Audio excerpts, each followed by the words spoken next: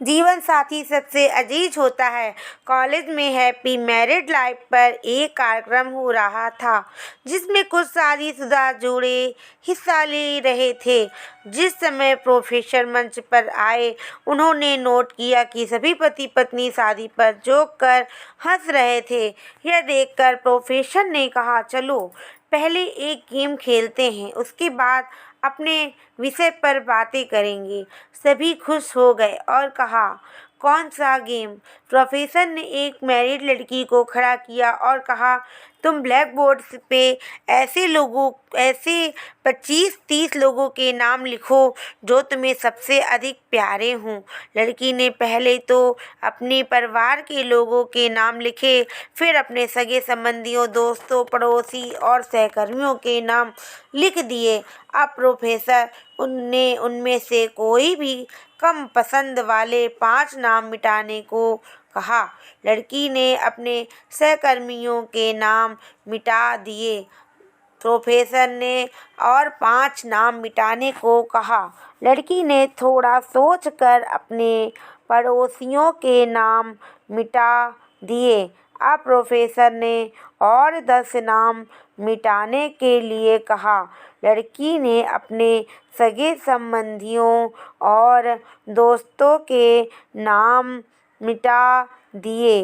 अब बोर्ड पर सिर्फ 4 नाम बचे थे जो उनके मम्मी पापा, पति और बच्चे का नाम था।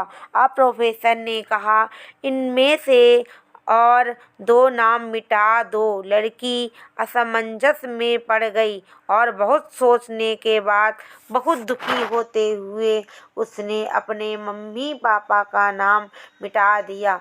सभी लोग स्तब्ध और शांत थे क्योंकि वो जानते थे कि ये गेम सिर्फ वो लड़की ही नहीं खेल रही थी, उसके दिमाग में भी यही सब चल रहा था। अब सिर्फ 2 ही नाम बचे थे, पति और बेटे का। प्रोफेसर ने कहा, एक और नाम मिटा दो। लड़की अब सहमी सी रह गई। बहुत सोचने के बाद रोते हुए उसने अपने बेटे का नाम काट दिया। प्रोफेसर ने उस लड़की से कहा, तो अपनी जगह पर जाकर बैठ जाओ, और सभी की तरफ गौर से देखा और पूछा, क्या कोई बता सकता है कि ऐसा क्यों हुआ? सिर्फ पति का नाम ही बोर्ड पर रह गया। कोई जवाब नहीं दे पाया। सभी मुंह लटका कर बैठे थे। प्रोफेसर ने फिर उस लड़की को खड़ा किया और कहा, ऐसा क्यों?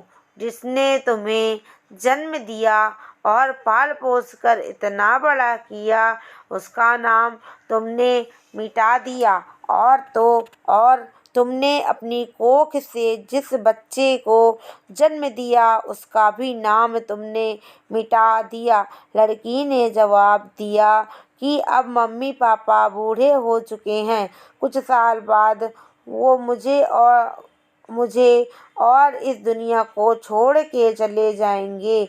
मेरा बेटा जब बड़ा हो जाएगा तो ज़रूरी नहीं कि वो शादी के बाद मेरे साथ ही रहे, लेकिन मेरे पति जब तक मेरी जान में जान है और जब तक मेरा आधा शरीर बनके मेरे साथ निभाएंगे। इसलिए मेरे लिए मेरे अजीज मेरे पति हैं। प्रोफेसर और बाकी स्टूडेंट ने तालियों की गूंज से लड़की को सलामी दी। प्रोफेसर ने कहा, तुमने बिल्कुल सही कहा कि तुम और सभी के बिना रह सकती हो, पर अपने आधे अंग अर्थात अपने पति के बिना नहीं रह सकती। मजाक मस्ती तो तब तक तो ठीक है, पर हर इंसान का अपना जीवन साथी ही उसको सबसे ज़्यादा अजीज होता है। दोस्तों, अगर मेरी कहानी आपको थोड़ी सी भी अच्छी लगी हो तो प्लीज़ मेरे चैनल को सब्सक्राइब कर लीजिए, ताकि मुझे आने वाले हर एक वीडियो आप तक डाल सकूं। और कमेंट में बताइएगा कि मेरी एक स्टोरी आपको कैसी लगती हैं, ताकि मैं और अच्छी स्टोरी आपको प्रस्तुत कर सकूँ और आप लोगों का ज्ञानवर्धक बन सकूँ। राधे राधे।